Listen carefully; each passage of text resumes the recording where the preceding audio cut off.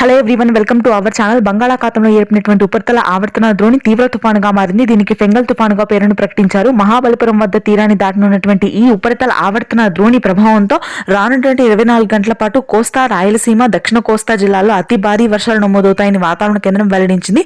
ఇప్పటికే ఈ ఫెంగల్ తుఫాను ప్రభావంతో తమిళనాడు వ్యాప్తంగా కూడా అతి భారీ వర్షాలు నమోదవుతున్నాయి. పలు లోతట్టు ప్రదేశాలన్నీ జలమయమయ్యాయి. దీంతో విమానాలకు కూడా అంతరాయం కలిగింది. ప్రస్తుతానికి అయితే మధ్యాంధ్ర, ఉత్తరాంధ్ర జిల్లాల్లో కూడా ఈ ఫెంగల్ తుఫాను ప్రభావం కనిపించనుంది. ముఖ్యంగా శ్రీకాకుళం, విజయనగరం, విశాఖపట్నం ప్రాంతాల్లో రానున్నటువంటి 4 రోజుల తర్వాత మోస్తరు నుంచి భారీ వర్షపాతం నమోదు కాగా ఇవాళ రేపు తేలికపాటి వర్షాలు నమోదవుతాయి. ఇక మధ్యాంధ్ర, గుంటూరు, కృష్ణా, కోనసీమ ప్రాంతాల్లో ఇప్పటికే వర్షపాతం మొదలైంది. దాదాపుగా 2 రోజుల పాటు వర్షాలు నమోదవుతాయి. గంటకు 60 నుంచి 70 కిలోమీటర్ల వేగంతో భారీ ఈదురుగాలులతో కూడినటువంటి వర్షపాతం నమోదవుతుంది.